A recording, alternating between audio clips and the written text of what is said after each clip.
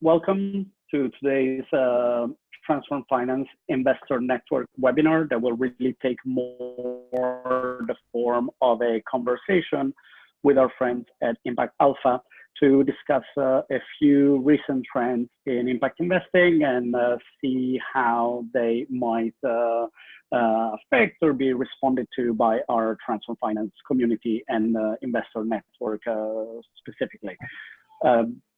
I'm joined today by David Bang, who is the editor and CEO of ImpactAlpha, Dennis Price, who is the editorial director, and hopefully in a moment by Imogen Rose Smith, contributing editor. You might recognize their voices from their wonderful podcast also. And today, if all goes well, you will also get to see them on video. So thank you, David, and thank you, Dennis and Imogen, for joining us today. Thanks for having us, Andre. It's great to be here. Great to be here. Hello, everyone.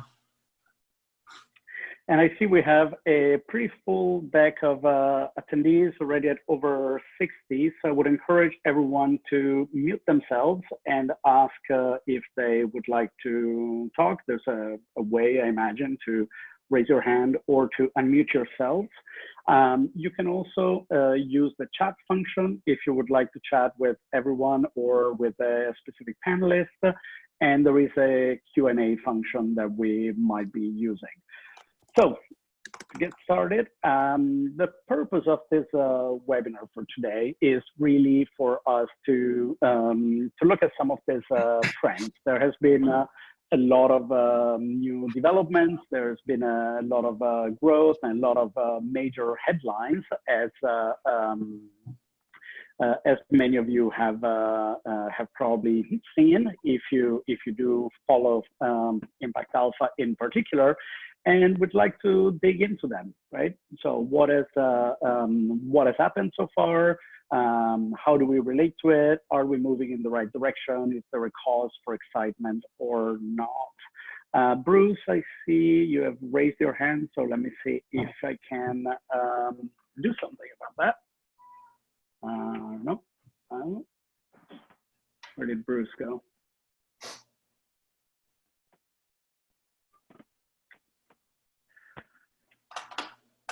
Bruce, you're on if you would like to share something. Hi, Bruce.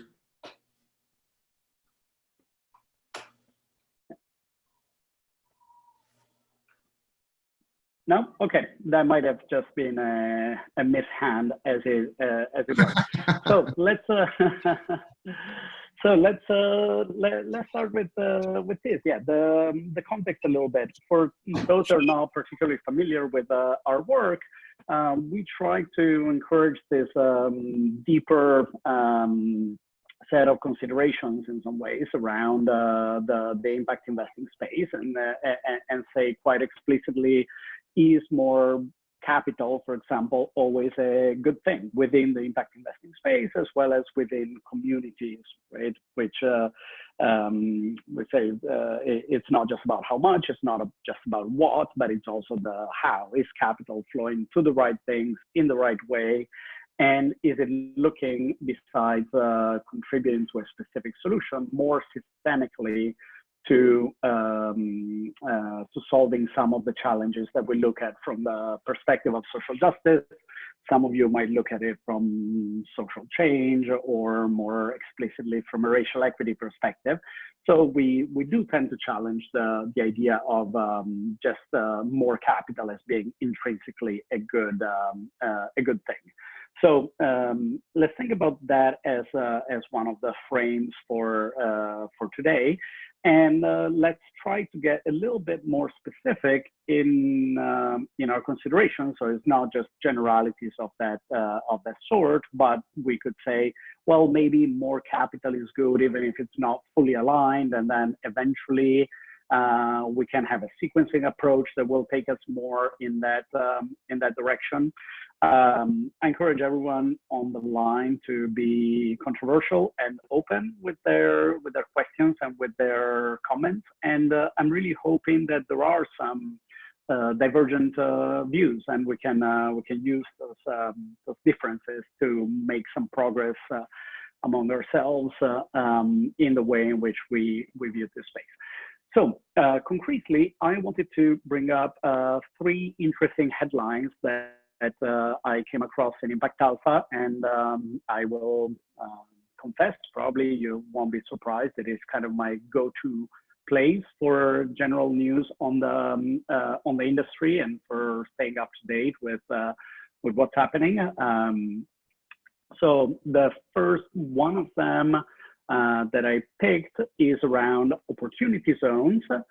The second one is on the big bets by more traditional private equity giants on billion-dollar impact funds. And the third one is on the Business Roundtable announcement around stakeholder capitalism, which is, of course, an issue that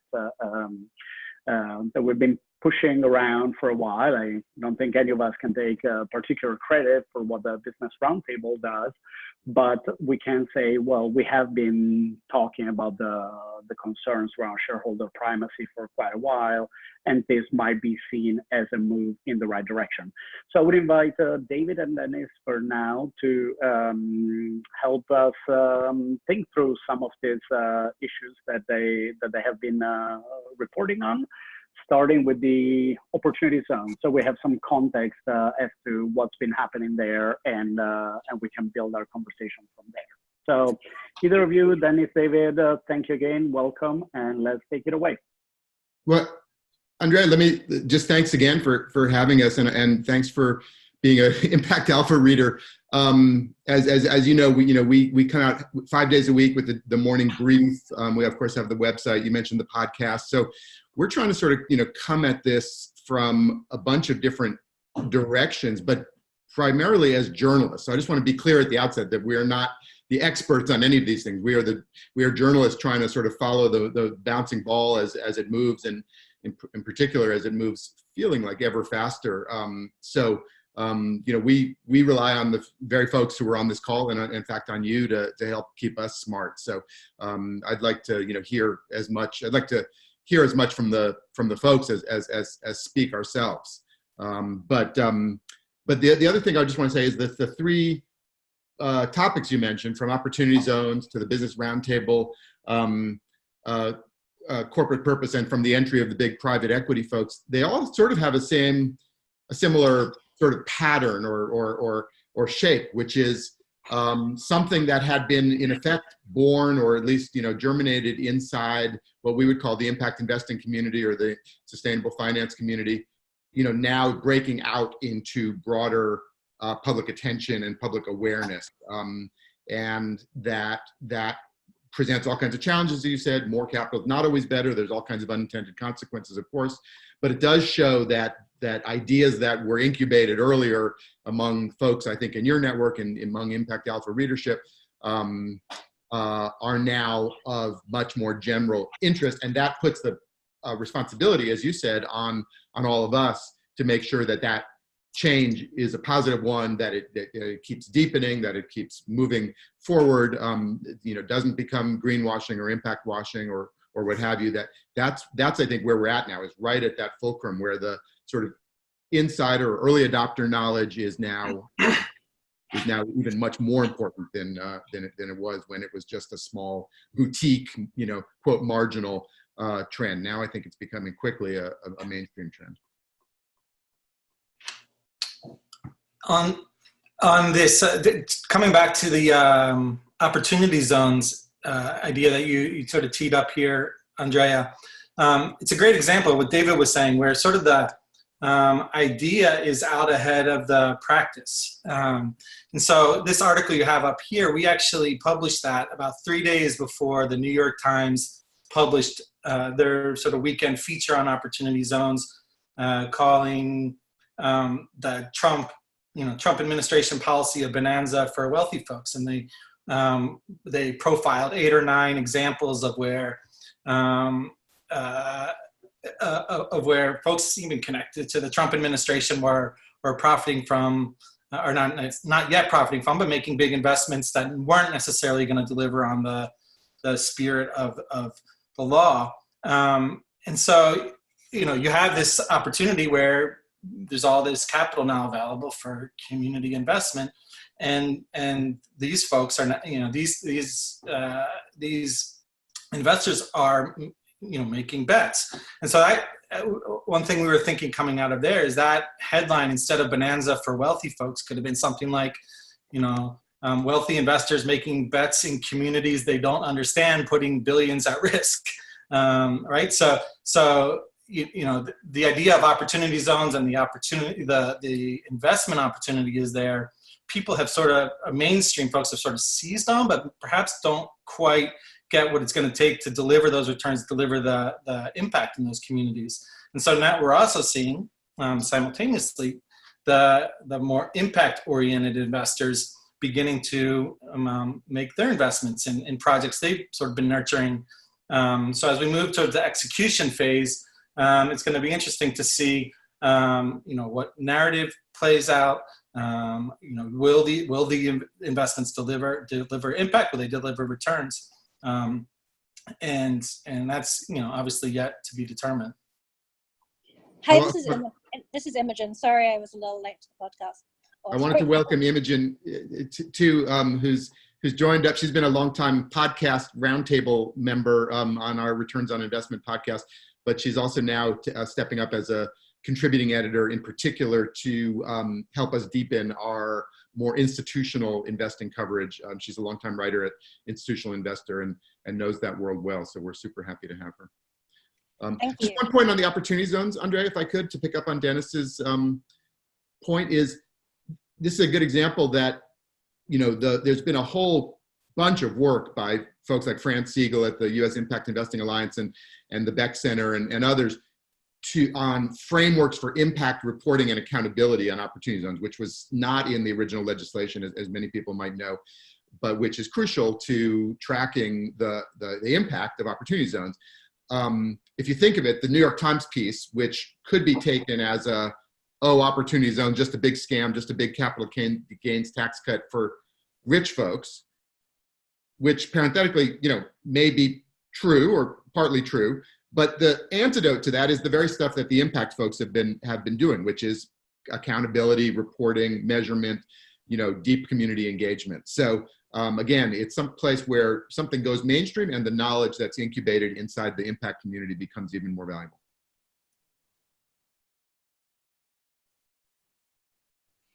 So along those lines, I think one of the real challenges for mainstream investors, and this is true both of sort of like allocators, the large institutional investors, you know, that I know and love, and also to a certain extent the asset managers, is how do you get and value the voice of the community? So to what Dennis was saying, right? What you see a lot is investors going into places where they don't necessarily understand stuff, and the community, for example, has knowledge and has information, and there isn't a good, and so the investors will go and they'll make mistakes and they'll waste a lot of money and they'll squander a lot of goodwill, and where this could have been like a real opportunity for community investment and for communities to benefit, instead, you know, basically the sort of everyone gets burnt by the experience. And there aren't good mechanisms to successfully surface the community voice and surface the knowledge that the community has in ways that investors will listen to, because especially the sort of the mainstream investors are very used to kind of like just basically sort of managing the community and to kind of pushing them off and getting the permits and getting what they want to get stuff done, as opposed to finding a way to kind of like integrate and listen to and learn value from those voices. And that's somewhere where I think impact investing can kind of play a role, because it has more of that community focus and understanding, and often comes from a more sort of NGO community orientated background.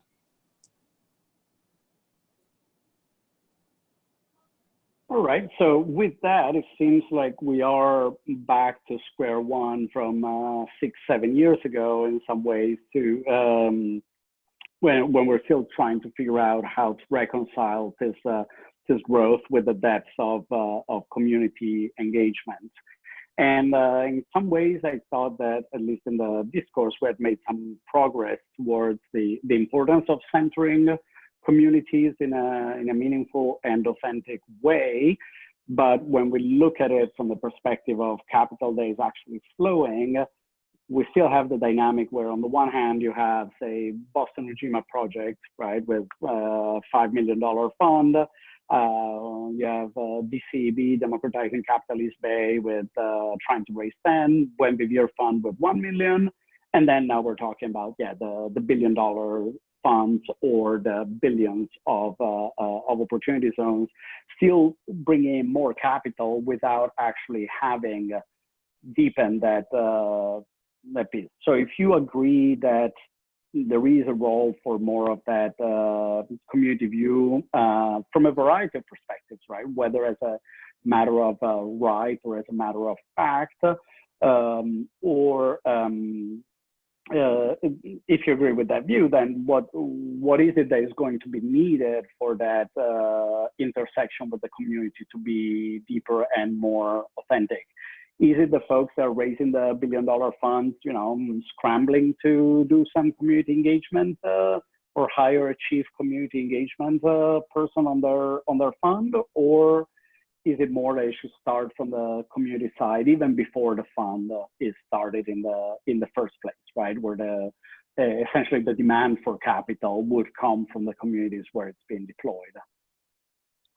You're talking about, in particular, the private equity fund. Do you want to just set a little context? Maybe folks already know. Of course, the ones that are well known was, TPG's Rise Fund, which raised a couple billion initially, and then is now in the middle of raising another $3 billion fund. And then KKR, it came out that they've crossed the $1 billion mark in their fund. I think they may still be raising. Bain was in there with a somewhat smaller fund, but now like Apollo and Blackstone and others, not all the same kettle of fish. Some of them are more like infrastructure funds, green infrastructure in some cases. Social infrastructure is kind of becoming a category. But the idea both is that there's client demand. I think that's the main driver. There's money to be raised, frankly, by these guys. And then more to your point is there's also opportunities. And that's where I think it gets to, opportunities in the real world because of changes happening in markets, in buying power of emerging market middle class consumers, all those kind of things, falling technology costs, lots of things that have changed from a few years ago that make new investment opportunities available. And to your point is, to what extent does that become a bottom-up transformative way of funding all the kind of ideas that you, as you pointed out, are great ideas, but are just nascent and tiny. And how do you make those good ideas grow as opposed to, bad ideas, bad ideas just get pulled into this. And that the short answer, the way we think about it is we think of it the impact alpha, as we call it, right? And like that it actually is better.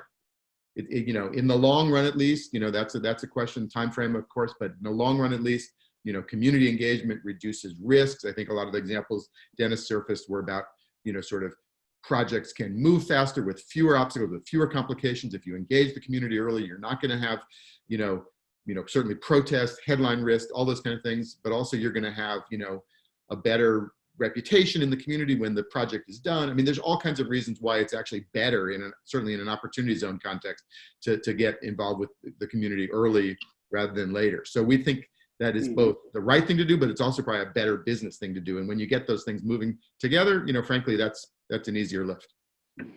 But I think David, you have set yourself up for Jed's question. If you look at the Q&A, you sort of had it coming. And I will say, from a realistic and pragmatic perspective, we have been relying on the business case for all sorts of things, from the engagement of communities in renewable energy investments in the global south, right? Very much as you were saying, there is less opposition to the project, less likelihood of delays and the like, to the job quality standards and quality jobs type of investment. But ultimately, I think we do come up against what Jed is saying, which is that, you know, there is a tendency, or there is a goal to some degree to accommodate the practices and mindsets of traditional investors as opposed to shifting their approaches. And maybe the two can be done together, but I haven't seen much evidence of the mythical both and, where you say, let's bring in the investors by sort of adapting to them, and let's say by talking in terms of what they stand to gain, with the hope that over time they will say, hey, even if I have to sacrifice some liquidity or otherwise. I feel like a cable news guest here. That's not that's not exactly what I meant to say. And I don't think I did say it. It's not accommodate to those investors. It's that there's a better economy, as Jed I think would say. There's a better economy to be had that involves both deeper community engagement, people lifting themselves up in all sorts of ways, regenerative environmental policies. Those are actually better. Those are better, for the world. Those are better for investors. Those are just better. There's entrenched interests, I agree, that are opposed to that.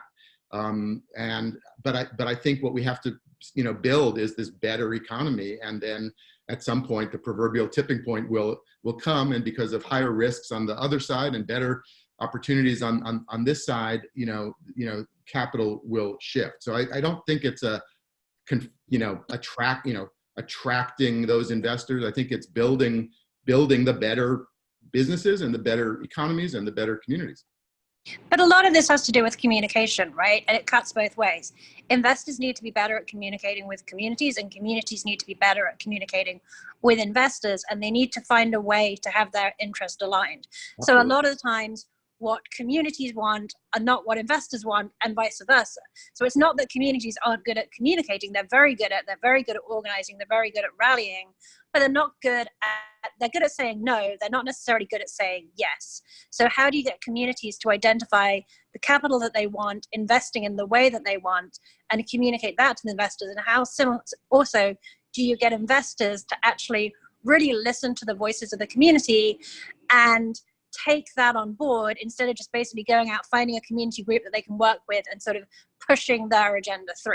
And this idea that sort of working with the community will be accretive is not actually, that's not really in the mindset of a lot of these mainstream investors.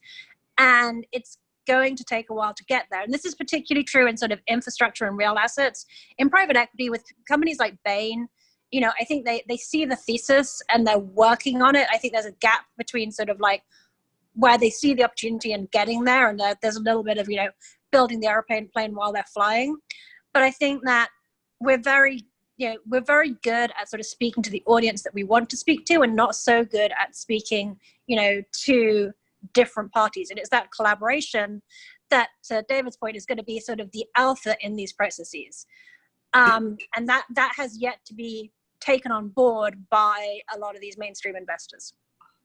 The opportunity zone thing, coming back to that a bit, because I think it's created an interesting case study for this sector, right? So you have a national policy that has incentivized private capital, but in very local ways, right? So, this money is ultimately going to be invested in people's backyard. And so it's allowed, I think, non-traditional impact folks to start thinking about the community and investing in their community in a new way. So I recently heard, I got a tour of an opportunity zone portfolio, and the pitch to the investors was basically there's not many opportunities to invest in what you know, right? Well, Warren Buffett or whoever said invest in what you know. Now there is, and you don't want to be the guy, with reputations here that's going to invest in the, strip mall or the big box store chain, up north. But if you look out east, there's opportunities to develop invest in this community now or grow it over 10 years and do it in a way that benefits the community. And I think what's then happened, so you're able to engage these sort of non-impact investors, say, oh yeah, I get that. I get the local idea, and I get, these are my neighbors at some level. but you've also now had, the foundations, for example, like Rockefeller Foundation has invested in chief opportunity zone officers. So you have at the city level, so you sort of have a sort of central point to bring those two together. Cities like Alabama and Erie have local development, corporations, nonprofits that are mobilizing, right, are trying to bring these conversations together. And now you have also, decades now of fund managers that are more comfortable sort of, engaging the community on one hand and talking to investors on the other. So, Sola ImpactAlpha in LA, has fairly, quickly raised a good amount of money and invested a good amount of money in affordable and workforce housing in South Central, Compton and Watts.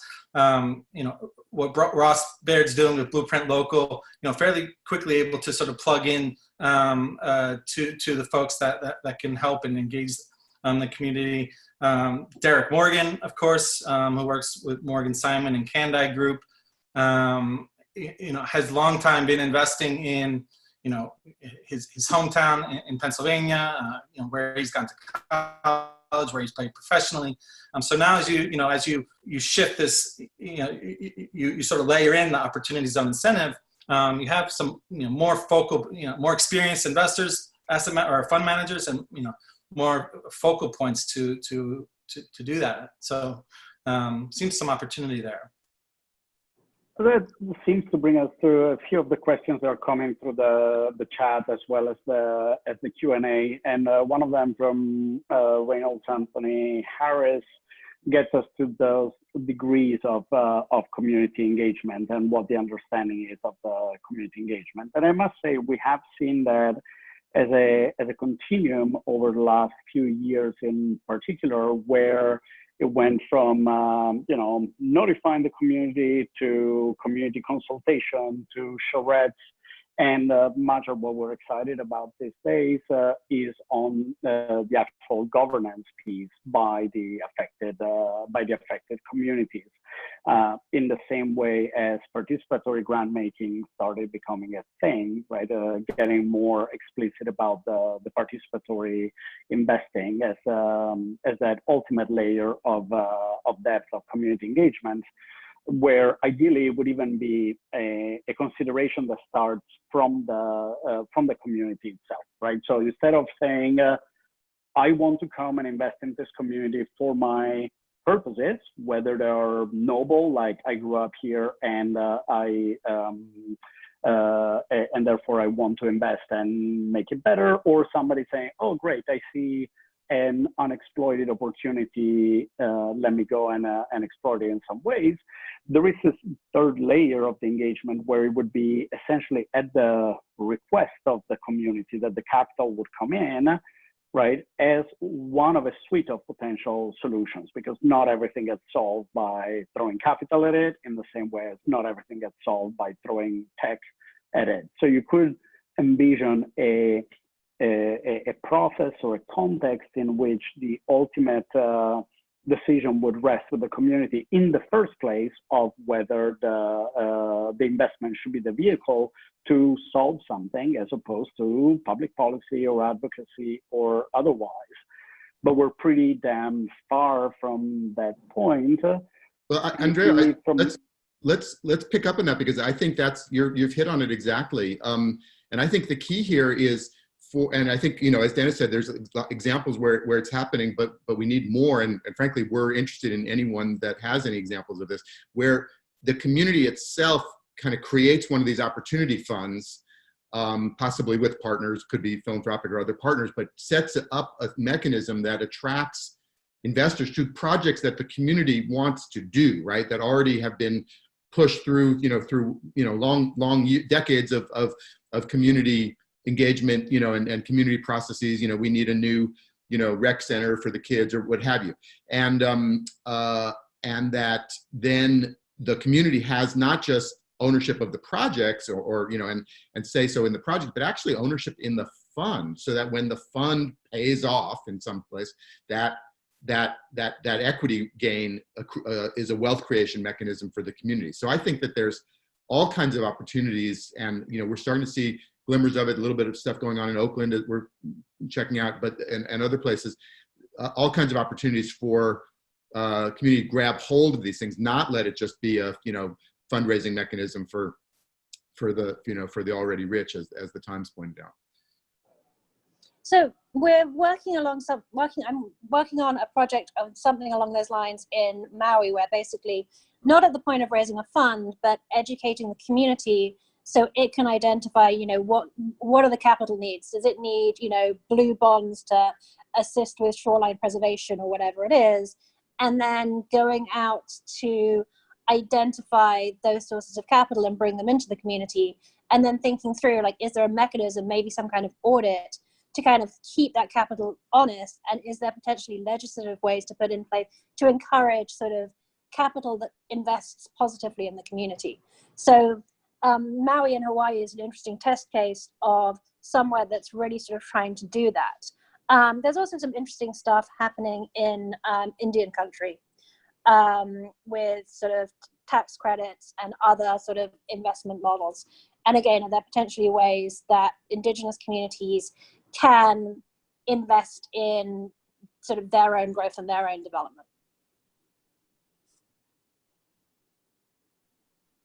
And then this comes up against the other comment about, well, okay, these are largely communities that have historically been underinvested or disregarded, where there hasn't been the investment in the capacity itself for the communities to play this self-determination role, and someone has to work on that. Right? Whether it's government or philanthropy, somebody has to jumpstart the ability to manage these processes. You can't just say, well, here is $100 million, good luck to you managing it and running with it.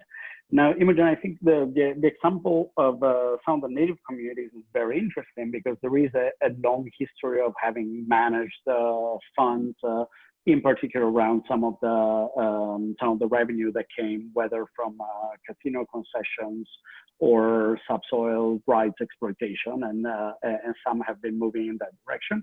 But for many others, it's really starting from the ground up, having to build that capacity without having the luxury of time, and trying to hit that sweet spot of borrowing from traditional finance in some ways, right? Including considerations of risk diversification and size and fees and transaction costs, while not caving in completely to just redoing what has been done so far.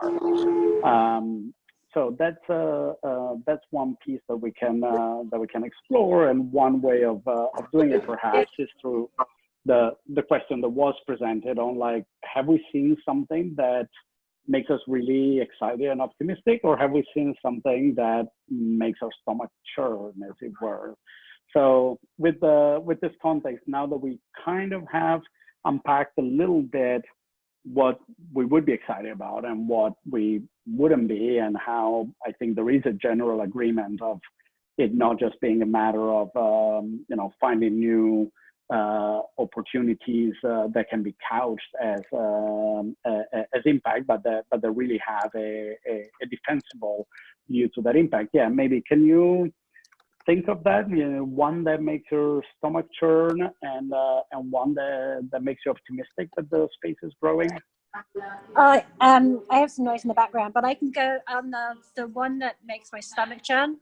On the opportunity zones, I was talking to people who were looking at launching opportunity zone funds in upstate New York, and they were basically talking about how they're getting hit up by all these government officials for basically, quasi kickbacks. And this is endemic across like a lot of places. I think that, there's a lot of like both soft and hard corruption that can come into these kinds of things, and unfortunately that's particularly true in real estate. So I would say that is the stuff that makes my stomach churn. Along those lines, the stuff that makes me optimistic is where you see, again, the sort of stuff that's happening in Indian country with Travoy is an interesting example, like people going in, sort of really engaged, motivated communities that are smart, that are educating themselves, and people sort of going in eyes wide open and really sort of rolling up their sleeves and grappling with the problems. So there's some tribe, in Washington State, they need $25 million for a biofuel facility and a grocery store because they don't have a grocery store. And you're like, my God, like that's the level of what they don't have. And the ability to get capital in there and be transformative, like that is happening. And I think that is exciting. I think one thing that makes my stomach churn, great question. I think a lot of sort of Silicon Valley, sort of tech-oriented folks that come at impact investing for the opportunity, when they go and make the case that, the companies that they invest in are going to do this work better than, for example, a community organization or a policy mechanism or the government, and sort of make this case for impact investing as opposed to public policy, frankly, we like to cover it. We don't always cover the policy angle, but we're constantly looking at ways to leverage public funding, but at the same time, not saying that that policy is not the way to do that. That this sector is going to be able to solve these problems. I think we get it as a sector. I think we get caught up in saying this. We're almost overstating the impact that it can have, and that it's not going to ultimately change the world. And understanding sort of the broader mechanisms for solving a lot of these problems. I think in terms of what gets me excited, we were down in, and David was down there in Merida at the Flea in February, and we sort of came away with an understanding, better understanding of the Latin American impact investing market, and there's something very sort of simple and almost elegant in its simplicity about it. They're very straightforward companies. The funds, on the first fund, and now they're on the second fund, some are on the third. There's not sort of this, crazy mechanisms being thought up and not executed. So there's, it seems like there's like an execution approach in Latin America. And frankly, I haven't been to a lot of other regions as much as I've been to there. So just I sort of like what we see down in that community and how that is influencing. You guys are all over this, and Andrea, you were down there. Alternative finance, right? Revenue-based. A lot of that has come out of Latin America. So that region in particular, I think, is interesting.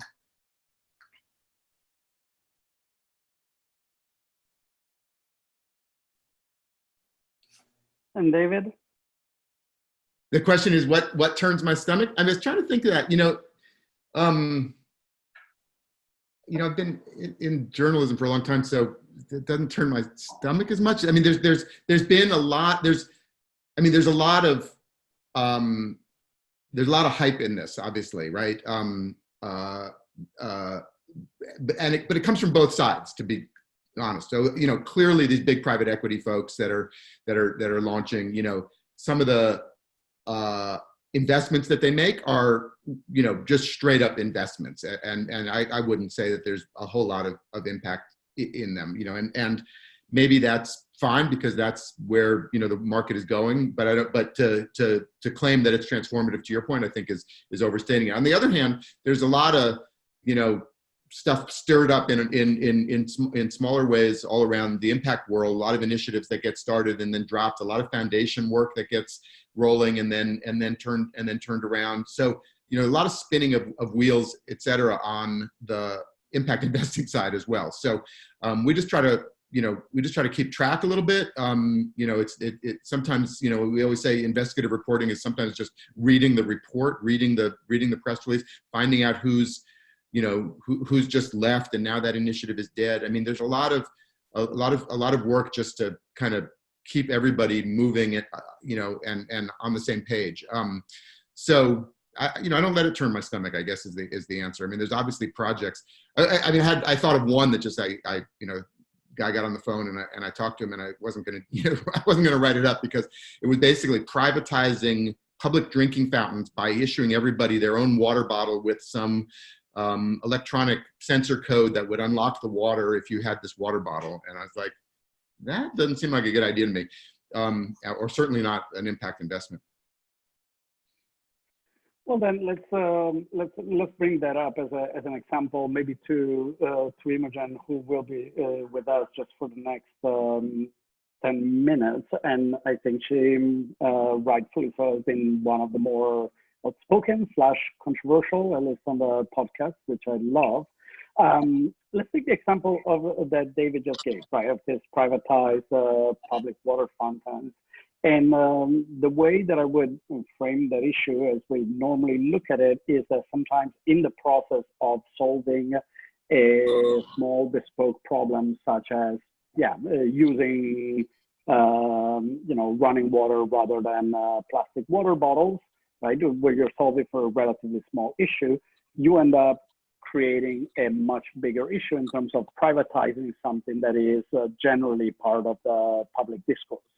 Or the public sphere, and you have that issue with education. You have it with water and sanitation. But it seems like a lot of the interventions that are a little cringy for me tend to be around those things. Right? If you measure the impact just of the intervention itself versus the status quo, but you're not taking into account the systemic or the structural issue of what you're doing to what should historically be part of the public sphere and have the type of public accountability that we would like to have over what shapes our world. Imogen? Yeah, I mean, I think that's a very good point, and I think that's one of the dangers, not just of impact investing, but I think of really sort of particularly of venture and impact in general, right? That there is a sort of this belief that sort of capital and money and investment can triumph all, and that a couple of smart McKinsey consultants have the solution to all the problems, and that if we just bring them in, then we can fix the water problem, and nobody notices that actually you're privatizing it and creating like horrific impacts, right? So I think that, and there's always been that tension in impact investing. You see this a lot, for example, in the UK, right, where one of the big early impact investment initiatives, or one of the big early drivers of impact investing was this idea of how do we take money, how do we reduce the burden on the private sector, right? Because obviously the welfare state in the UK is much larger than obviously it is in the US, and it's very costly. So, if we can reduce the costs of schools by having charter schools, then that'll be like a good thing. But what is that give and take between what we're taking away from government in order to make it supposedly better, and are we actually having that positive effect? And so it's a huge danger, and frankly, I mean, this is in part where the question of impact measurement comes in, even though it's like my least favorite topic, right? That we need to measure not just the direct impact that you're having, but sort of the consequences and some of the potential, some of the things that haven't been thought through, and really being cognizant and mindful of that, as opposed to, again, letting some grad MBA students with checkbooks loose on stuff that is vital to the underpinnings of society. So. Sorry, that was sort of a grandiose answer, but that's it's a really tricky question, and one that I don't think the community, we are particularly good at answering. Right, and that goes back to the accountability piece. Then, would the MBA students be accountable for what they do, or for that matter, the family offices or others with their grand interventions? They're not kind of structurally subject to any type of oversight. But then let me try something that perhaps would not be my usual view on this, right? Let's say that you need water and sanitation. You're sitting in your small village in Bangladesh, and somebody comes in with their private sector intervention, and then you have Andrea or my ilk saying, oh, no, this is structurally inappropriate because it perpetuates this privatization of a historically public function, I imagine that the person sitting in that village would likely be saying, look, that's not my problem. I need water and sanitation. Why is the burden of not perpetuating privatization on me? So how would you address that, right? The nexus between the specific intervention that is needed and the general? I think this comes down to, I mean, these are hard questions. I feel like it's unfair. The best example I can think of where, these kind of issues came up as well was something like, what happened with SKS, right? Where it was a really good idea. It was working really well until it got pushed too far. And then like all this potential for corruption and bad stuff came in. And I think that the way to kind of think about this is, and, a lot of the large private equity firms kind of talk about this. It's like, doing the best outcome really has to be built into sort of like the DNA of the investment. And it has to be recognized that that is how it will perform best. And often that's going to mean some kind of regulation, some kind of oversight, partnership with other stakeholders to ensure that you're not sort of corrupting or distorting what needs to be done. But the flip side of it is, there's a lot of corruption in government and a lot of bad is happening, and the person in India just wants water, right? So I think it's finding that balance. It's not letting the perfect be the enemy of the good, but also recognizing that not all solutions are good solutions. And also not like, sort of not obviously sort of infantilizing the communities that is there. And this sort of goes back to the original point, starting point of this conversation, working with and in communities to find the best solutions. I mean, I hate to be the Pollyanna here because that's not really Isn't that your job? But your point about accountability, and it also goes to the Business Roundtable, all the way up and down the chain, right? I mean, that is key because and not just to hold, to hold people accountable, but also because it becomes data in the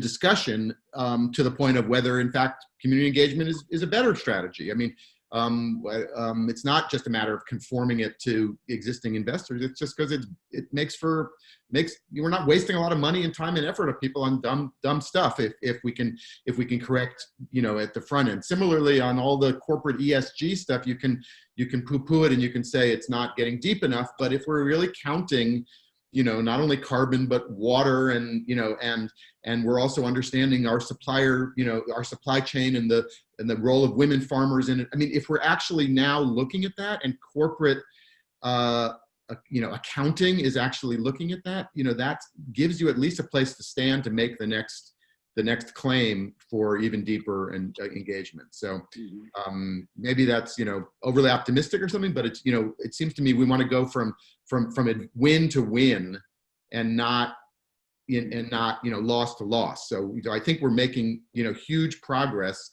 Then how do you build on that and make it deeper? Terrific. So I want to put a pin in the win to win because I want to get to that specific question in a moment. But meanwhile, then Imogen was suggesting like this need for almost like an oversight or even governmental regulation that clearly, as in the example of the opportunity zones, we have not seen around the impact guardrails. And I have always thought that would come from the asset owners, right? That they would ask for better and better, more impact aligned product with some assurances around it. And I remember years ago, and Dennis, I think you were involved in that media development investment fund effort to tie carried interest to the achievement of some measurable impact. And we were pushing that idea quite strongly at the time. There were like 5 funds maybe that were splitting carry between financial returns and impact returns. I haven't really seen a mass adoption of that, and I haven't really seen LPs kicking and screaming for more accountability on that impact. And I think we can leave aside for a bit the the impact multiple of money issue and the TPG and the like. So really sticking to, shouldn't we by now have seen maturity from the LPs demanding accountability on the impact through something with a bite, like the splitting of the carry, etc.? I can answer this quickly. As somebody who just spent 2 years at an LP, they don't want to do this.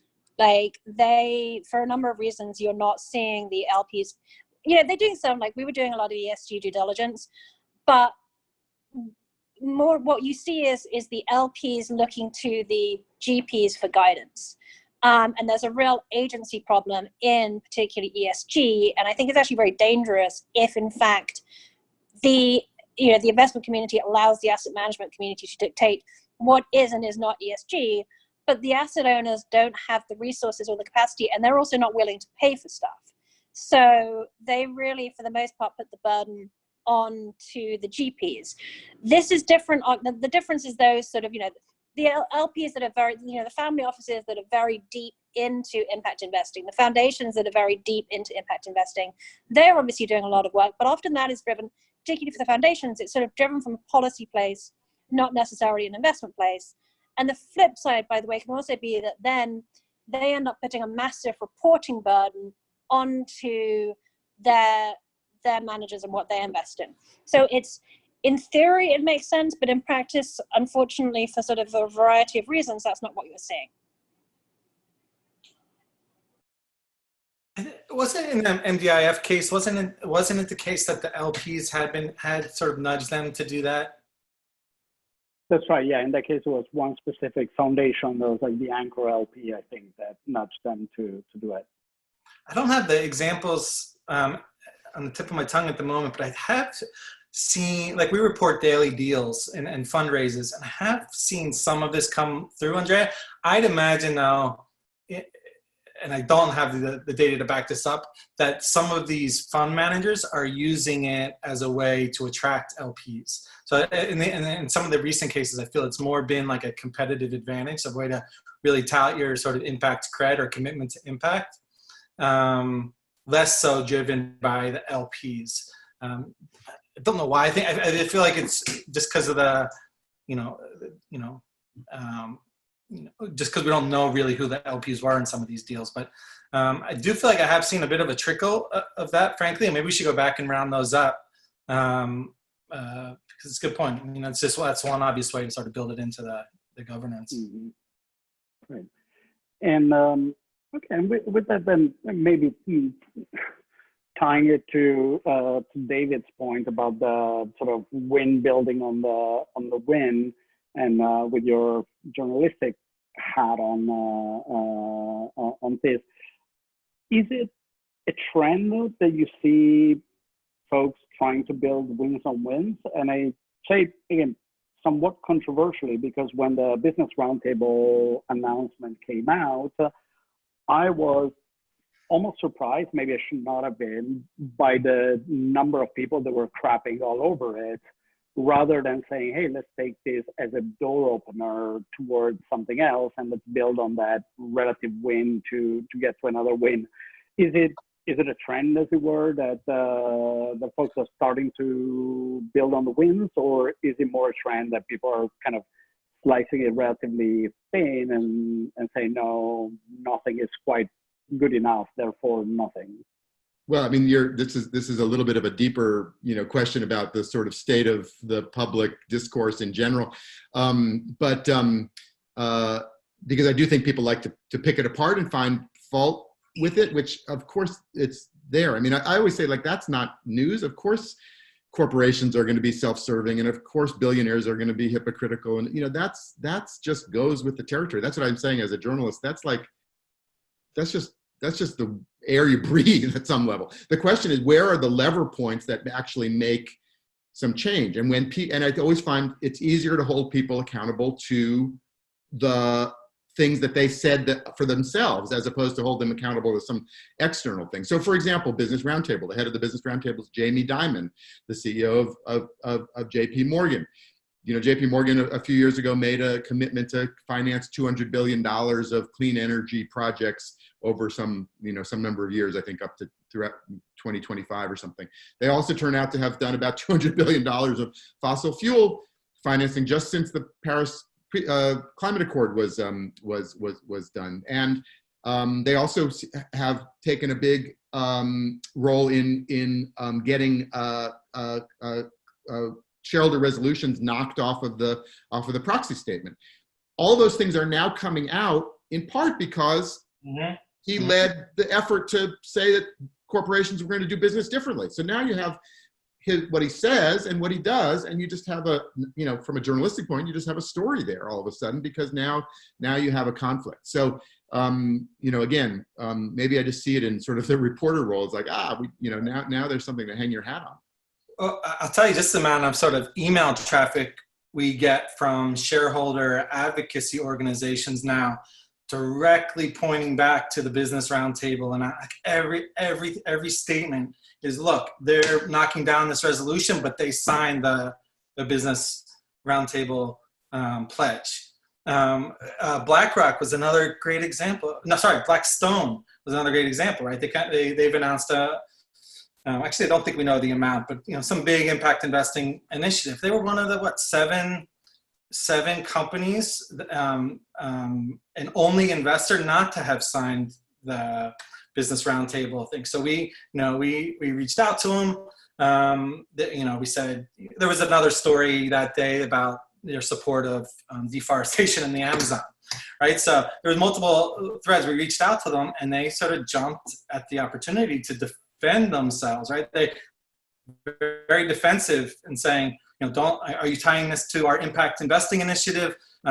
Look, there's a reason we didn't sign it. It's complicated with our LPs, and we, what they say, that we're going to put out our own sort of comprehensive stakeholder strategic plan. So Blackstone is very much on the defensive over not signing that pledge all of a sudden. So it's going to just be, and if you watch ImpactAlpha, we are constantly checking that list and saying, if there's good news about a company, did they sign that, if there's bad news about a company, did they sign the pledge, and vice versa. If they put out a new fund, okay, if it was an investor that signed they didn't sign the pledge, you can use it against them. We have a notion that at ImpactAlpha we call infect the host, which is, when it works in a bunch of ways, but when an impact or sustainable investing initiative stirs up inside one of these big institutions, and basically they all have them now. There's announcements every day. They've named a new head of sustainability somewhere, and that now again you have something to hold them to. So they say, oh, ESG reduces risks for shareholders. Well, what percentage of your assets are invested, via ESG analysis? Oh, about 5%. Well, are you now exposing 95% of the assets to unpriced, uncompensated, undisclosed risks? The logic just keeps worming its way through the machine. If you have an impact fund, just as Dennis was saying, Blackstone, may rue the day it launched an impact fund, because now the impact of all of Blackstone is on the table, just like the impact of all of TPG or KKR. We shouldn't just be looking at the impact of their impact fund. We should be looking at the impact of all of their funds. And just goes on and on and on. So you all of a sudden, there's now a critical mass, a body of work, again, mostly by to the credit of all the folks on this call and all the folks out there that have laid a foundation that you now can expand. Yeah, though I think from a movement perspective, we haven't really seen that happening in other similar contexts. Like you can think of something as simple as fair trade, where someone could say, oh, 10% of our coffee is fair trade. Well, does that mean that 90% is unfair trade, and what are you going to do about it? Right? I haven't seen that progressive, or it could be 10% of our plastic gets recycled, whatever it might be. Right? Either you slap George Clooney on the Nespresso capsules and tell people to recycle them properly, or it remains kind of in that niche, which is benchmarked against what everybody else is doing, right? You might Well, want again, to be slightly ahead of the others, but there is no intrinsic incentive to go that much deeper. And if I may, David, maybe that's a call to action for ImpactAlpha there, where there have been all these announcements, and I might have, told you all in Chicago a year ago or two when there were some foundation announcements that were coming out, doing like a VH1, where are they now and what have they done and how has the world changed based on those announcements? And in some ways we're a bit too nice, right? There is that tendency to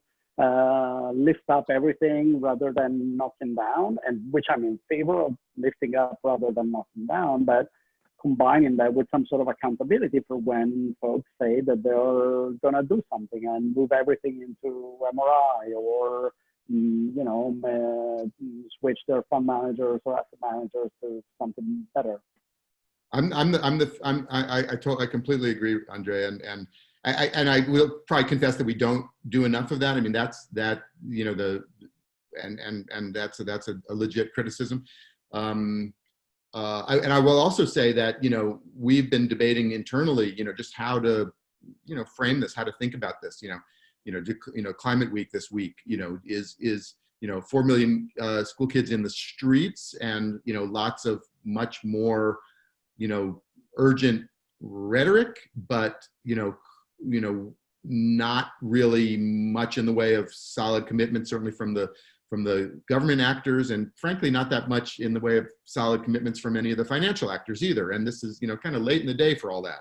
So, I agree with you. You just look at, small and growing business finance in emerging markets. A solid impact opportunity. Steady yields, possibly even counter-cyclical in terms of recession.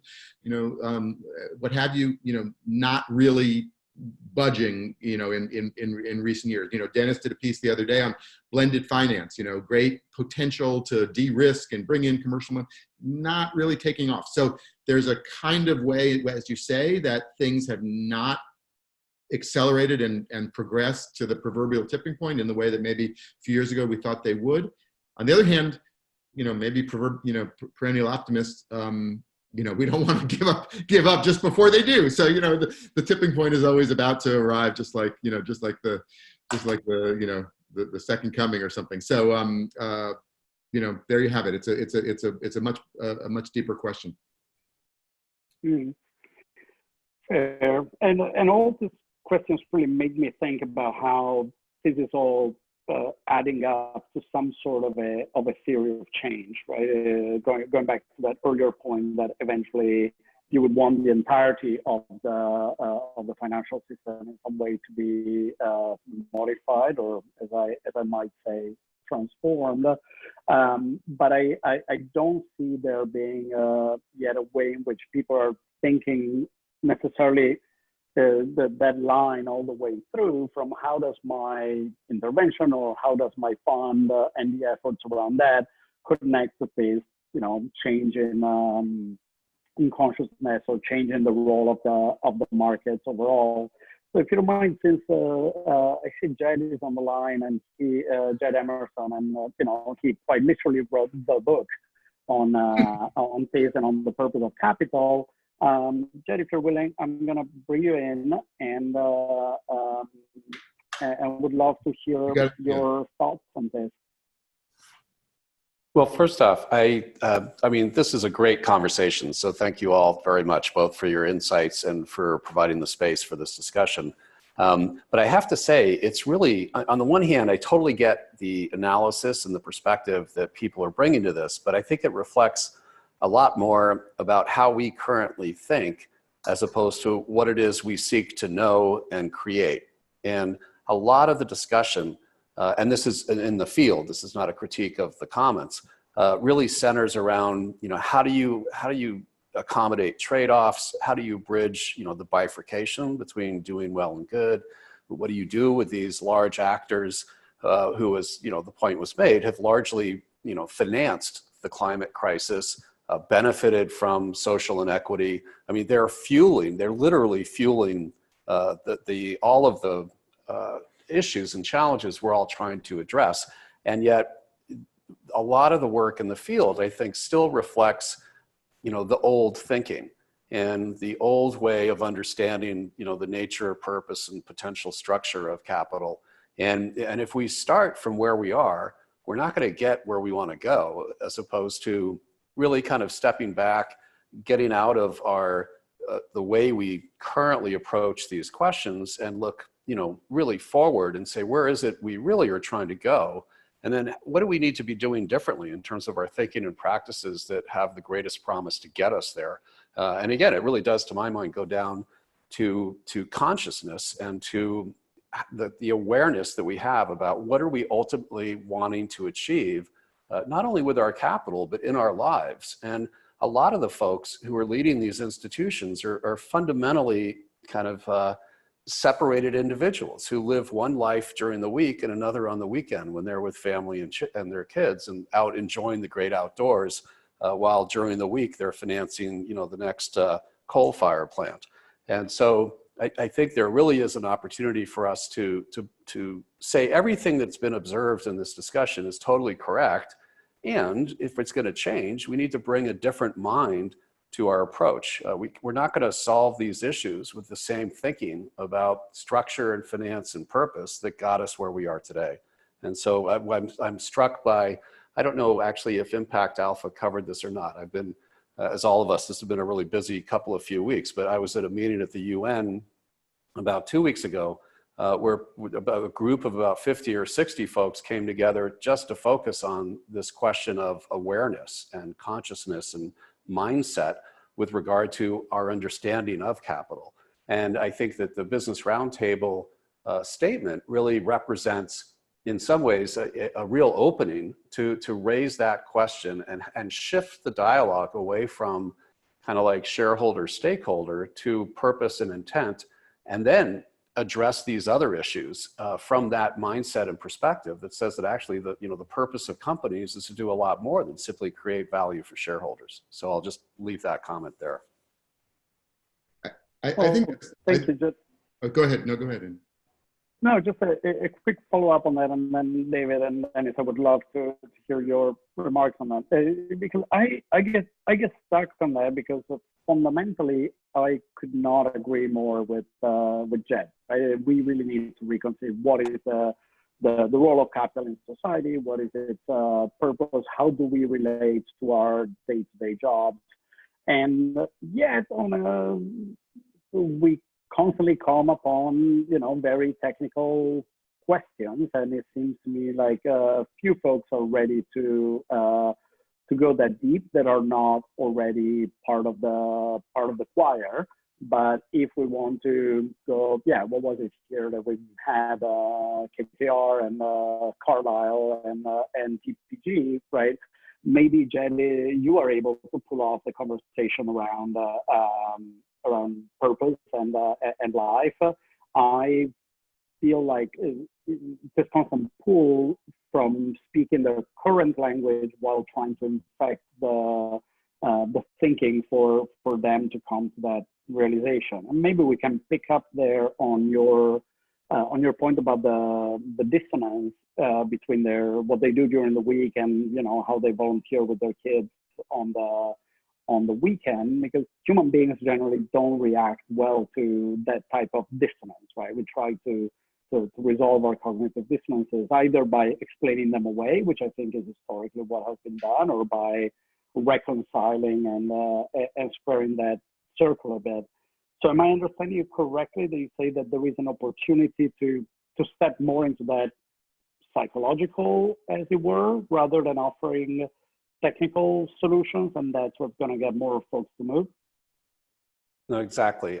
I think it's just interesting because I had conversations with a number of these mainstream folks. I mean, literally years ago, where they just said our sole obligation and responsibility is financial return to shareholders, and that needs to be the focus. And you would engage and you would try to connect, and things change, people change. And I think we're looking now at a generation of corporate leaders who see mortality in their not rearview mirror right in front of them in the windshield. They see their kids and they're interacting with their kids, and their kids are raising these issues with them at home. They're themselves are at a place in their career and their lives where they're starting to question these things. And I think the trick is we are all trapped. They're trapped in their roles. The capital is trapped on terms and conditions of deployment and investment.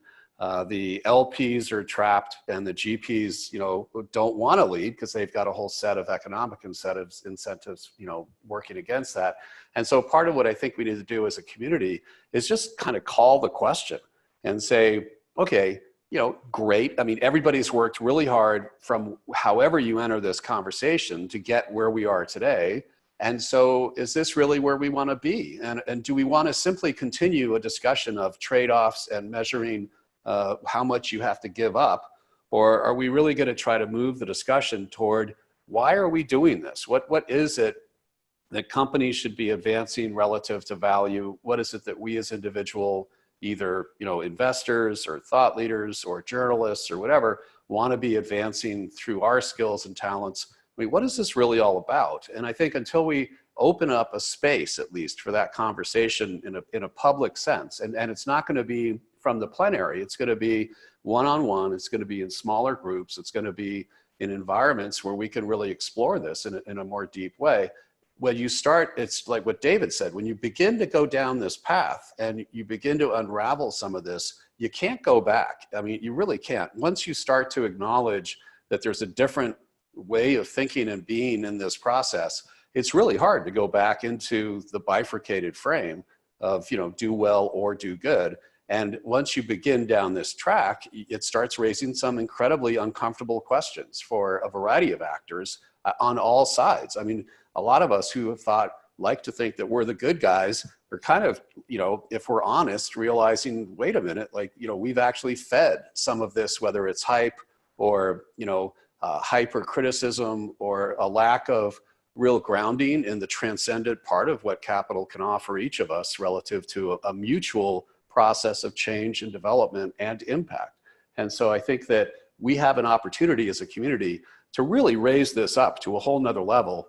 And yes, this deal structure, the metrics, the term sheets, I mean, all this will have to be a part of it, but we can't let our focus on those issues drive the larger question of what we're trying to really ultimately be about. It should be the other way around.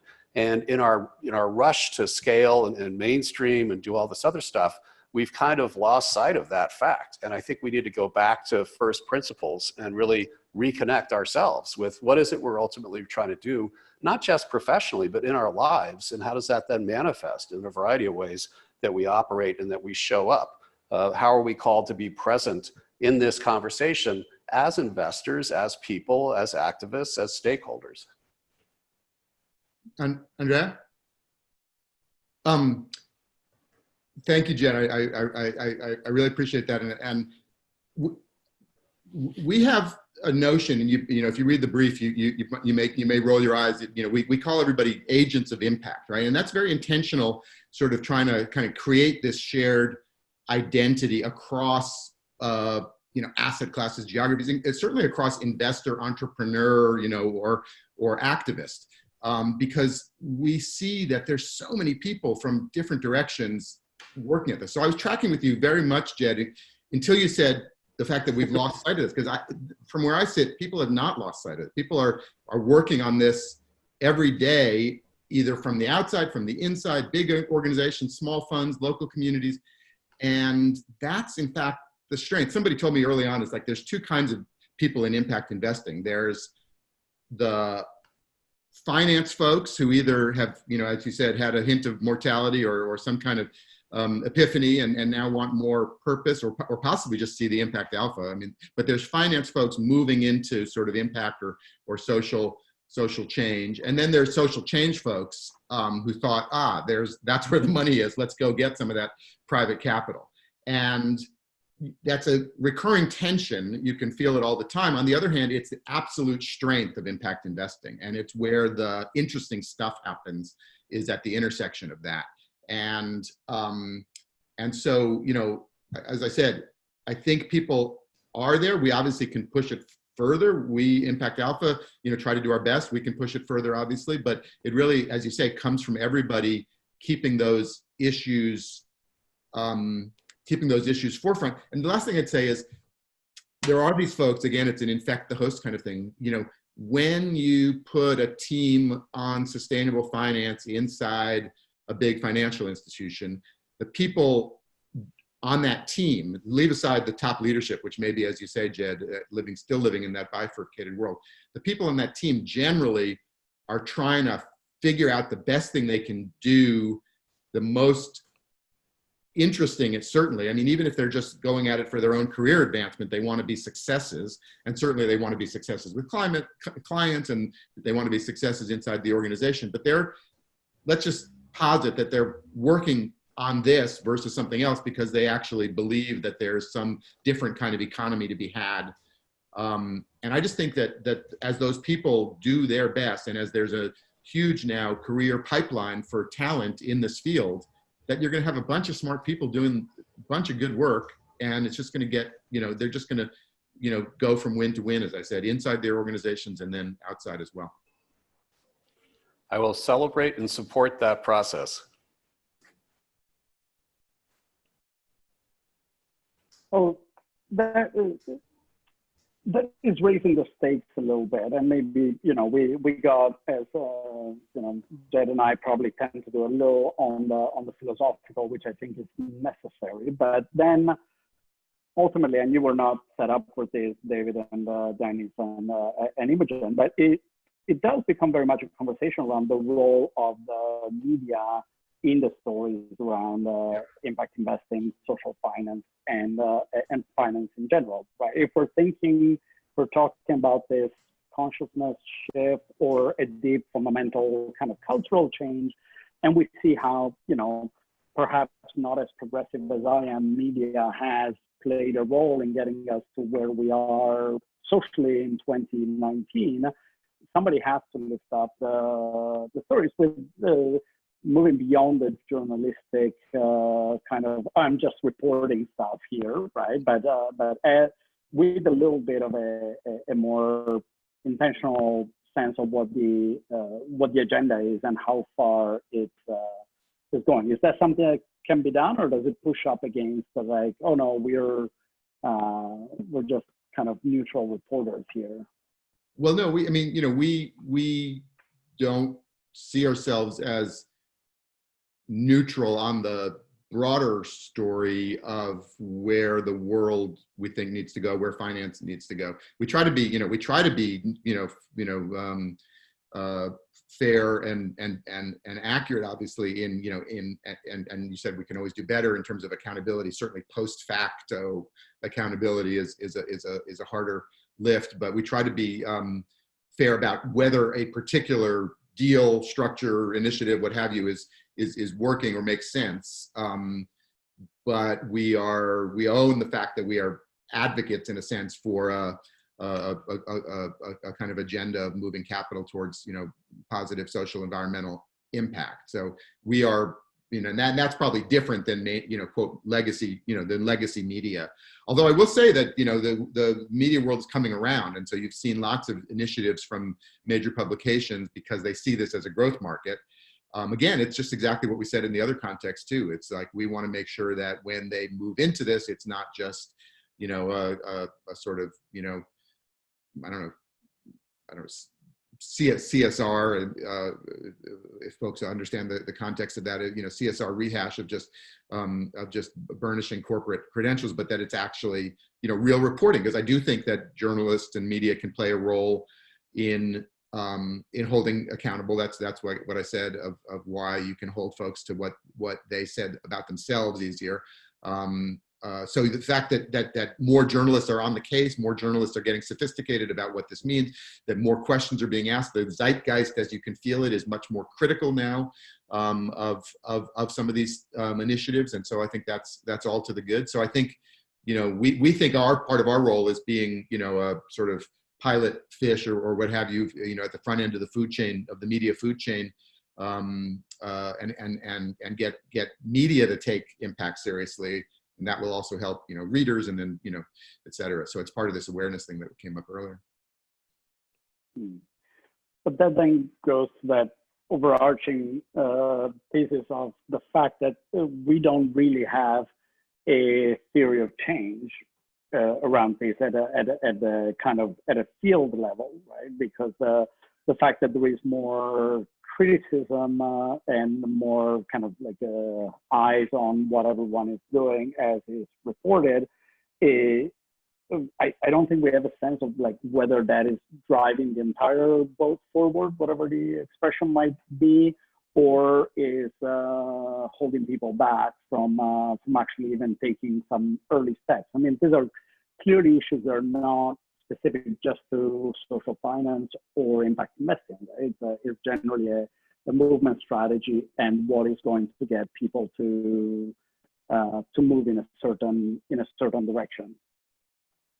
Are you saying that whether the progress so far is seen as like enough and therefore we can all take a rest, or whether it leads to the next stage? That's what you mean about?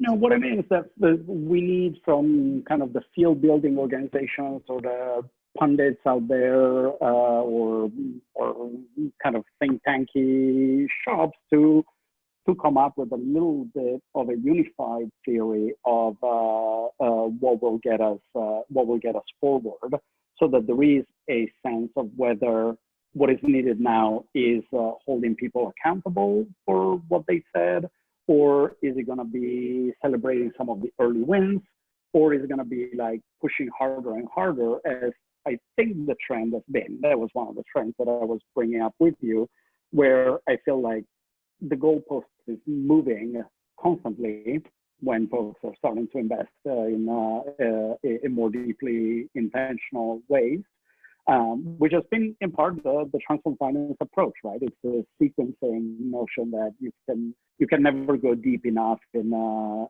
your social justice approach to capital. But I'm wondering if that can be made part of a broader consensus around like what is it that really needs to be lifted up. And I'm trying to drive you in as kind of the newspaper of record, as it were, of all creativity. Newspaper of record is ironic in a lot of ways. I come out. I was a tech reporter back in the .com days, right? And I absorbed a lot of these sort of ideas around how tech change happens, of the day, that are now sort of commonplace, but at the time were sort of new ideas around Moore's law and exponential growth and tipping points and whatnot. And so I sort of just took that frame when I got interested in this impact investing trend. And it's not a perfect analogy for a whole bunch of reasons, but there is a notion that there's an increasing returns to scale as things get bigger, and that's what's on the other side of the tipping point, right? Or of the inflection point, of the hockey stick in impact investing, and that as the incentives and mechanisms and client demand and also returns and all that kicks in, then success breeds success. More people come in. I think what we're talking about here is how to make sure that when that happens, that the right kinds of guardrails and community engagement, that's all essential, obviously. But the notion is when will this be the new economy? To the point it's come up several times. I think I may have even used it. We're trying to retire the word mainstream finance, and we're trying to call it legacy finance, because that puts the onus on that old sort of installed base of finance that has to get kind of, that's still there. And obviously, we'll have a long tail, but that is basically, history. And that the new part is regenerative, is community, is engaged, is inclusive in all sorts of ways. That's where the growth and the opportunities are, emerging markets, growth markets, untapped opportunities, untapped talent. That's the impact alpha, is in all those things. And as we get to that tipping point, and there's debate about, is that 15% of assets, is it 30% of assets? Rough measures, we might be at 3 to 5 now. So we're not at 0, but we're not obviously there yet. But you always, like we said at the outset, you always feel like that tipping point is about to arrive. And when it does, I think things can move very fast. And as you said, and as Jed has said, and others have said here, make sure that when it does move fast, it also moves, smartly and inclusively and all the rest. So David, I think there's one other like tension here, and I think it has to go back to even the term impact investing, right? Is social impact versus what I think your community thinks a lot about, and is not properly, I think, addressed in majority of impact investments, which is social justice, right? I remember Laura Ortiz from SVX early on, years ago, wrote a piece in ImpactAlpha saying why the entire sustainable development goals as a framework were the wrong framework to go with, right? Because it wasn't about, there's no goal in there about transfers of wealth, make people less wealthy. It was get people out of poverty. And so there's impact. I think the thesis of impact investing, that you can have an impact with your investments, is being taken up a lot quicker by the mainstream institutions without sort of the meat of social justice behind that. And then I'm thinking of the Stanford research, right, with Illumine Capital around, that's something that has not necessarily an impact investing angle, but this is about, the major finding was the better Black fund managers perform, the less likely they were to get investment from institutional LPs. And so that contradicts fundamental thinking in the finance world, right? Which is you're out there to maximize your returns, not to have impact. But this was a finding that said the way you're practicing investing is disadvantaging people, by the very mechanisms that you're investing through, and the way you're assessing investments and fund managers. So I think there is a reckoning, and this community got ahead of it around social justice and what does one investment fund making an investment in a company, how does that add up to entire generations that have been left out of the economic system intentionally in many cases? How does that add up to broader scale change? I think it comes back at some level, comes back to policy, and the industry has largely, I think, frankly, ignored policy. Not the policy that's going to catalyze impact investing, but the policies that is going to solve many of the problems the industry is trying to solve. So I think there is and we can absolutely do a better job of thinking more about broader systemic change than individual investments.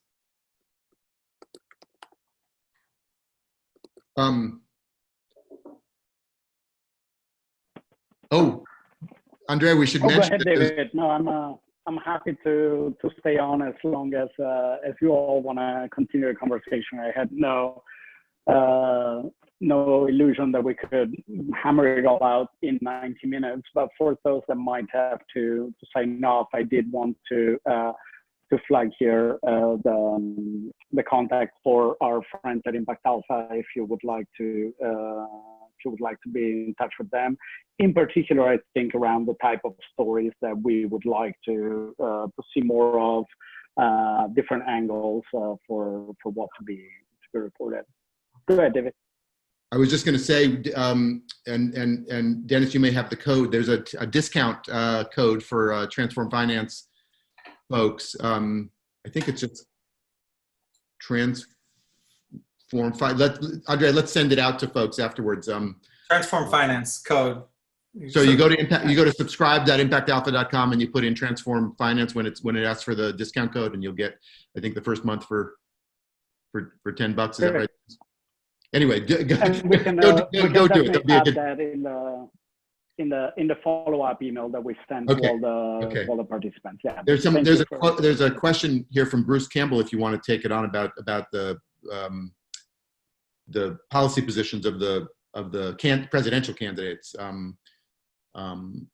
which if we could talk about if you think there's time, but we could also, I don't know if we're keeping going.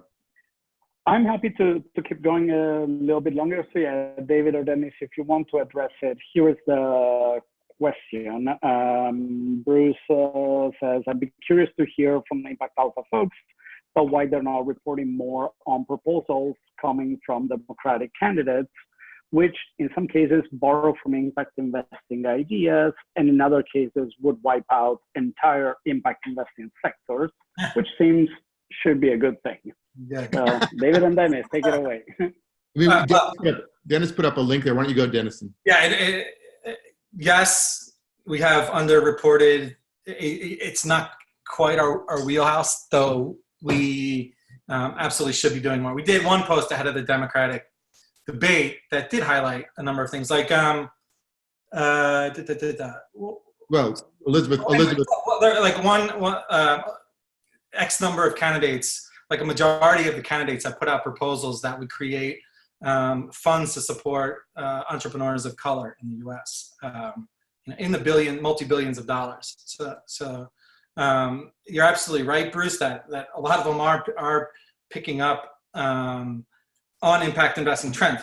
If you're suggesting we're not reporting them because they put impact investing out of business, that's not the case. Though we can get better at this. One thing I would like to say is, if you take the Business Roundtable pledge, at least, and you're seeing this in like financial, like, hardcore Wall Street, these television news, they're freaking out over Elizabeth Warren, corporate accountability, pledge to stakeholders. But now you have a candidate, and there's a number of these candidates that, at least rhetorically, fits a lot more with the ethos of the stakeholder capitalists. Which majority of U.S. companies now are big corporates now, at least pledged to. That looks a lot more pro-business than someone like Mitt Romney, for example, with sort of the historic shareholder ethos and mentality. So the ground has shifted. I don't think yet in something like that sort of mainstream business press. But it is something that I think we're going to grapple with as we head towards the election, is that someone like Elizabeth Warren does look like a lot more pro-business than other candidates. We said the climate protesters in the streets were more pro-business than the government leaders who were slow walking climate change, because in fact it's better for investors to limit climate change. So the so-called business leaders who are and government leaders who are not doing enough are anti-business, and the climate strikers are pro-business. We also had a podcast at one point on the Green New Deal, and it sort of made, I think, kind of an obvious point, which is, yes, much more government action, much more ambitious goals, but don't leave out the private capital opportunity, because you just be leaving resources on the table, and we need it. We need all hands on deck. So I've written Bruce. Bruce, if you have a second to respond, feel free to unmute yourself. I would love to hear. Sure. And hey guys, I guess I don't feel like this is entirely disconnected from the conversation we were having earlier, in the sense that if you're thinking about systemic change, if you're thinking about, if the goal ultimately is how do you address these problems, it seems that the political dimension, you actually have the ability for much greater, and some might argue more inclusive change, right? And so maybe the interesting story, as I think about it, is, I think some of the policies in themselves are interesting to consider, and then, but also I think, if I'm in terms of thinking about sectors that could be wiped out by some of these proposals, let's say I'm one of these people who's excited about funding, university education, right? There's all these sort of creative ideas about how to allow people to attend college, and might not be able to do it with traditional sort of loan type of packages. And so I could ask myself, well, should I be putting all my energy into figuring out how to address this kind of gap in the social system that currently exists, or should I, maybe it's should I also be putting energy into electing a Democratic candidate? And you can say the same thing for healthcare. You think about all the money that goes into thinking about how to, in the impact investing community, how to address these gaps based on the current state of our kind of health insurance and healthcare systems, but what if you put the same amount of energy or money, for that matter, into electing candidates who say they want to change these things and do, for example, Medicare for all, and it also seems like there's a potential kind of inherent tension in the fact that some of the same people that might be investing these gaps, I mean, not only do they also profit from it and then have the control over the outcomes, but if they're really behind someone like Warren, if they put the full weight of their networks and money and power behind someone like Elizabeth Warren, they're also subjecting themselves to more tax. And so, yeah, so anyway, it just seems like there's some sort of story there where we, in impact investing, we talk about solving these problems, and we talk about doing it in the financial realm, but now, there's these politicians out there are saying, well, we may not even need you, right? Because we'll just do this with government. Right. I mean, I think that, the pendulum keeps swinging on that. As Dennis, I think, said earlier, we tend not to try to get involved in this, government or markets, debate. It's sort of a, political philosophy debate. And we basically are all of the above and all tools in the toolkit kind of place, but mostly because that's where, mostly just as a journalistic sort of approach, like, oh, that could move the needle. Oh, that's a good policy proposal. I would say, generally speaking, and my experience of these things is, it is always both and, more government, a government mandate. I mean, just think of, renewable energy tax credits or any number of other examples. Government mandates and incentives do move the needle in a very big way and create the playing field for private investors and show them where the market and the world is going. And so we are not at all, market absolutists. We are, but we are not, neither are we, just, let the government do it, because it does need a, groundswell of a popular groundswell of mobilization, protests, and et cetera, as well as a, sort of business and other civil society groundswell of solutions, ideas, tests, experiments, results, data, all that stuff. So probably, as Dennis said, we could do more on the government policy side. So that's all. I just also like the idea that, there's what we've done, and frankly, we've done pieces on policy to catalyze impact investing, right? And more blah, blah, blah. But really, if the angle of impact investing is to solve a lot of these problems, there should be a set of policies that impact investing as a community. I mean, there are advocacy groups set up on behalf of impact investing. We should be seeing more policy that said this would, one of the theses behind impact investing is that the more inclusion and equality you have, the more consumers you have, right? So, and that's one of the financial theses behind why you'd want to do, why an investor would want to support something like that. So how is impact investors as a group advocating for a more inclusive policies that would bring about that change, not in the sense of putting it out of business, which is a fascinating idea, like the risk of actually achieving the impact, not achieving it, but achieving it. But how do you go about bringing the conditions under which impact investments thrive is another way to look at it. And that would be some of the broader policies that you mentioned, Bruce, around education and financing and healthcare that aren't sort of on the impact investing industry's agenda. Yeah, and I will say I really appreciate those responses. For me, it's more a question of if I look at an individual, it's sort of somewhat you were saying about accountability, which is if I'm Jamie Dimon, and I'm saying I'm supporting these principles, but I'm doing other things that are contrary to that. I guess it's really more of a curiosity, which is, if I'm a billionaire impact investor and, I know someone like Elizabeth Warren has these great ideas about, how to invest more government resources in certain social problems, which I, purport to care about, but yet it would result in higher taxes for me. Like, how does that impact investor feel about that? Like, I'm just, like, because on one hand you could think, well, you know, if it's really about solving these problems, and if I can invest more of my resources through government solutions, that's, you know, a form of investing, right?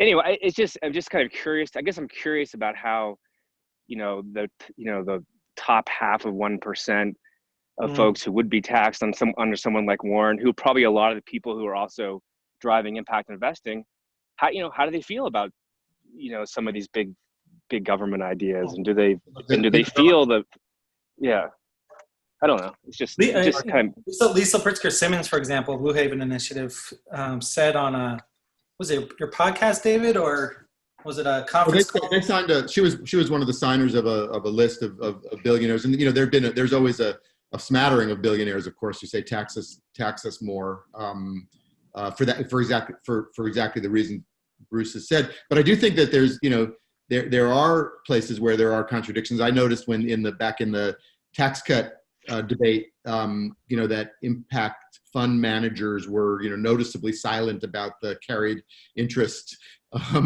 you know, treatment under the tax law, which you know didn't get included to tax that as regular income. So there's places where there are conflicts of interest clearly, just on a personal, personal interest level.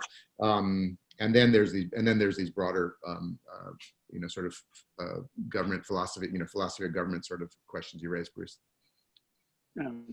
I would have one quick thing, because I do think I comment this from the perspective that if government functioned perfectly and had enough resources that were adequately allocated, we would not need impact investing in the first place. This year in my teaching the course at NYU on the intersection of finance and social justice, it was the first time that some students were saying, no, actually, I don't believe necessarily that the government would do a better job at this than the private sector can. Whereas historically, the sense was, yeah, we're just kind of the stopgap measure. And that was a scary realization, right? There's been this fundamental loss of faith in the ability of a government, and in particular the federal government, to do so. But I think that with this, Bruce pretty much volunteered himself for a webinar on the issue of taxes, which is something that he had brought up previously, and I think is an absolutely fascinating idea. And as one of the core members of the Transform Finance Investor Network, I think we should give him that opportunity. So sounds like a column for ImpactAlpha too. Exactly. So we will wrap with this. There's a lot more to be discussed. I would encourage those that are still on the line. Well, first of all, thank you for coming on, and thank you for staying with us until now. If you have more questions, discussions, and the like, please do reach out. If you want to learn more about the Investor Network in general, please contact our colleague Kurt Lyon, kurt@transformfinance.org. And when we send out the follow-up note to the participants, we will include the ImpactAlpha link with their information. And thank you for the idea of the discount code. I really appreciate it. David and Dennis and Imogen, who had to jump off, thank you so much for joining us today. Thank you, and thank you to all the folks on the call. Yeah, sorry, we veered a little bit off from the idea of recent trends in impact investing. That could have been a bit of a more kind of mainstream conversation, but clearly this one had to be had. I'm delighted with all the contributions. So thank you, and thanks for all the work that you've been doing for the field. And I mean, I enjoy looking at the brief every morning, you know, just to have a sense of what's happening and what I should know, and makes me sound a little bit smarter when I go into meetings. So much appreciated, and keep up the great work. Thank you very much. All right. Take care, everyone. Until the next time. Bye, everyone. Bye.